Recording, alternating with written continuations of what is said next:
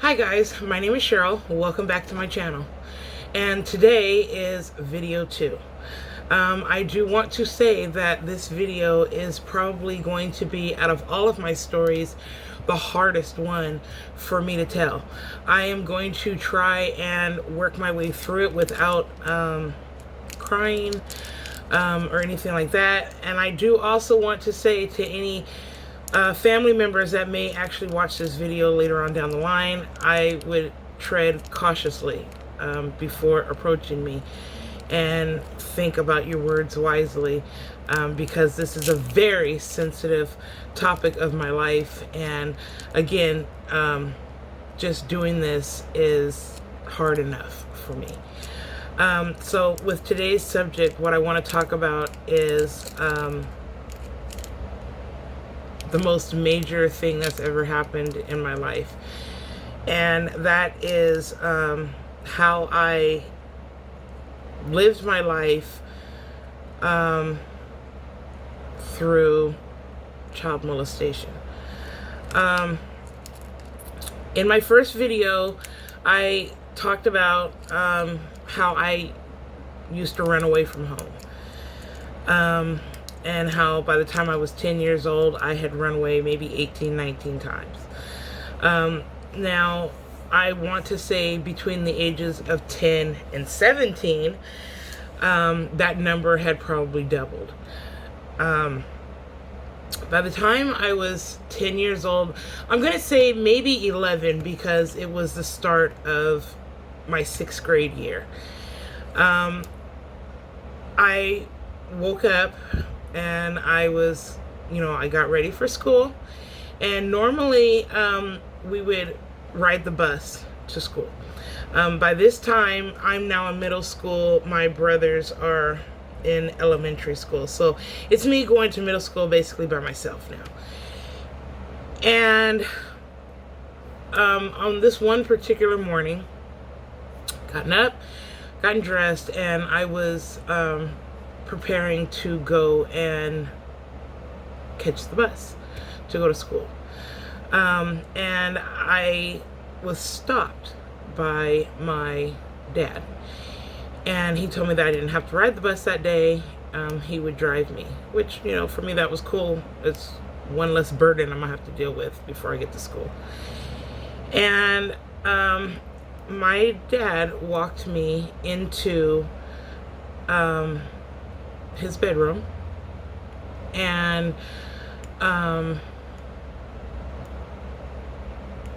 laid me on the bed. And on this particular day, I was wearing a blue top, a jean skirt, white socks, white kid shoes. I can remember it like it was yesterday. And this was the day that I lost my virginity. It was the day that I first was molested by my dad. And notice that I said the first. The only difference was this was the only time that it ever occurred during the daytime. Every time after that, it was at night, and I'll touch on that. It was a hard day for me. You don't really know what's going on, and I want you to know, the line, "Don't tell anybody," or "This is our little secret," is a true line. People really do use it. And when it was over, got washed up, got redressed, and my dad took me to school. It occurred again, maybe a week or so later, in the evening. I want to say that doing this video for me right now is very, very hard, because it's been one of the biggest secrets of my life.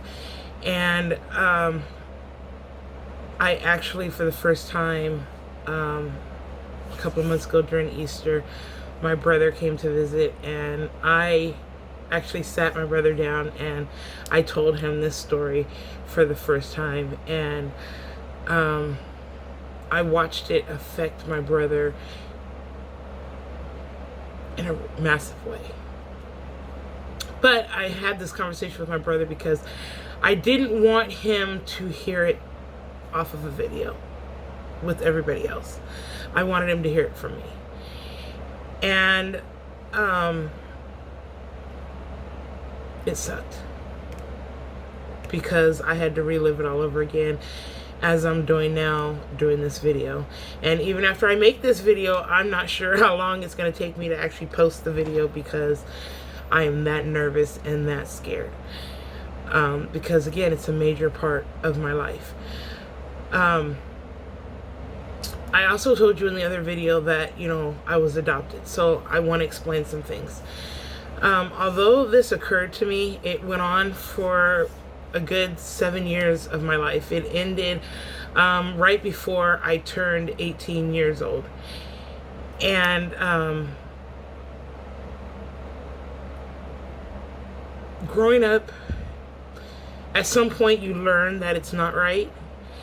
But because I was adopted, and I didn't know anybody else who was adopted. For all I knew, all of my friends, you know, they lived with their actual parents. And so for me to get through it, what I would tell myself mentally was, this is what I have to do because we're adopted. And this is what I have to do in order for us to be able to stay. This is how I got through things. But I would always tell myself, I have to do this because this is what adopted kids have to do in order to be able to stay. And if I don't do this, then we're going to have to leave. And so it continued. And what would happen is we would go to bed at night. Like, bedtime was like maybe 9:30. And so we'd be in bed for a little while. And I always knew when my dad was coming, because what would happen was he would leave his room. So like, my bedroom was next to my parents' bedroom. My mother didn't get home until late because she worked for the school district at different schools. Doing like janitorial things. So I knew when my dad was coming, because what would happen is we'd be in the bed, and after X amount of time, my dad would come out of his room and he would walk down the hall and he would go to my brother's room to make sure, probably to make sure that they were, one, in the bed, and two, that they were asleep. And once he got his clearance, whatever that was, he would come back to my room and he would kneel at the side of my bed and it would all get started. And it sucked. It sucked because I'm already dealing with other things in my life, and now I have to deal with this. And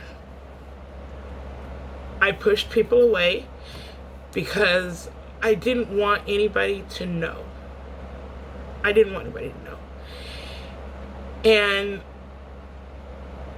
you know, people that do know what's happened have asked me, well, you know, why didn't you tell anybody? Because again, this is what adopted kids have to do to stay. My perception. And the thing is, although this was happening to me, my dad, for me, was always my protector. You know, if I came home from school crying, because my dad got home from work not long after we got home from school. And if my dad got home and I was outside crying, I could talk to him, and he was like my protector. You know, things between my mother and I were not good. We never had that mother-daughter relationship. And he's the one that's doing it. So what was I supposed to do? You know, he was my protector. And it also goes in hand as to why I waited so long to tell my brother is because I never wanted my brother or my brothers to look at my dad any kind of way outside of the way that they already saw him. I spent years protecting my brothers, and at the same time, I was killing myself because I was holding it in.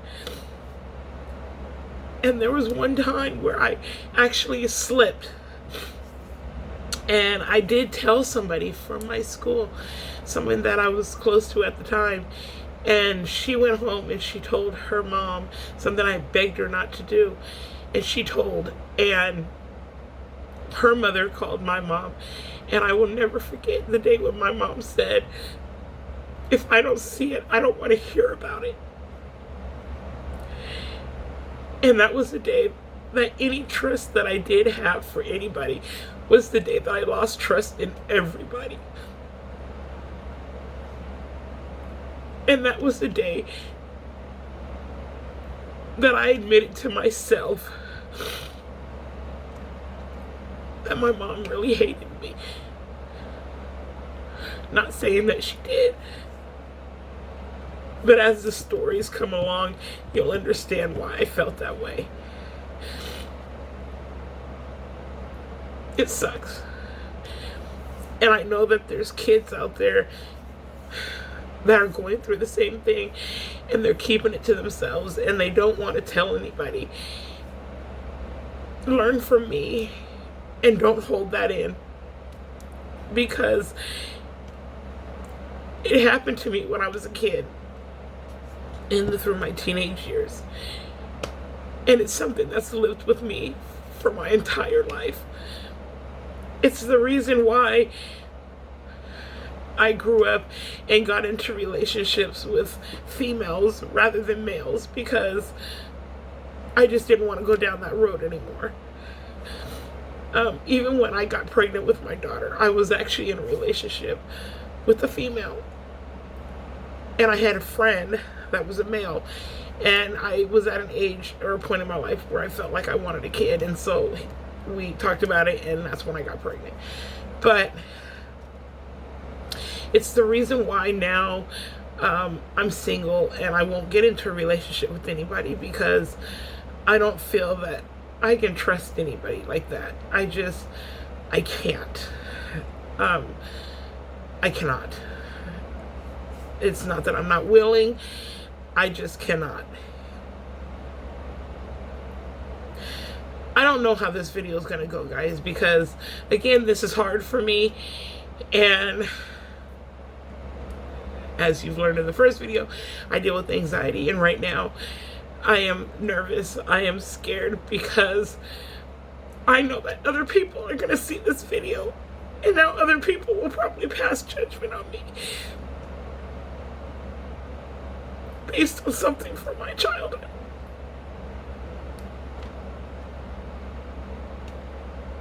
And that's hard for me. And I say to people to tread lightly when approaching this subject with me, because it's hard. It's not easy. 7 years of my life turned into a lifetime for me. And when my daughter was 7, it happened to her. And it was like me reliving my life all over again, and I just wanted to kill somebody.